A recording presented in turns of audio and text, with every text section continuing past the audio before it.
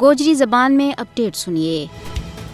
انسانہ نہ اپنی پیدائش تو بعد تشخص اور پہچان واسطے نا اور شناخت درکار رہی ہے، چاہے وہ کسی بھی قوم، فرقہ، رنگ یا قبیلہ نال وابستہ ہوا ہے۔ کشمیری قوم کی بھی صدیاں تو ایک جداگانہ شناخت رہی ہے، لیکن بدقسمتی نال وہ ایک ایسا فسطائی، ظالم اور جاور ملک کے غلامی میں زندگی کا تلخ ایام گزارے ہیں، جس نے اتنا صرف قتل و غارت گری، ظلم و جبر، دوران حراست، لاپتگی اور عزتاں کی پامالی کو ایک نہ ختم ہونے والا سلسلہ شروع کر رکھے ہوئے، بلکہ ان کی جداگانہ شناخت اور مادری وطن نہ انہاں تو کھسن کی کوشش کی جا رہی ہے۔ RSS کی پاڑی ہوئی مودی حکومت ایک سوچا سمجھا منصوبہ کے تحت جموں کشمیر کے مسلم اکثریت نہ اقلیت میں تبدیل کرنے کا غلیظ منصوبہ وار کام کر رہی ہے۔ 5 اگست 2019 تو بعد کشمیر میں ڈومیسائل کا قانون میں یک طرفہ طور پر تبدیلی کر کے لکھاں کی تعداد میں غیر ریاستی ہندوؤں نہ ڈومیسائل سرٹیفکیٹ تھما دیتی گئی ہیں، جس کو مقصد غیر ریاستی لوگوں نہ کشمیر میں آباد کرنا ہے اور کشمیری مسلمانہ نہ اقلیت میں تبدیل کرنا ہے۔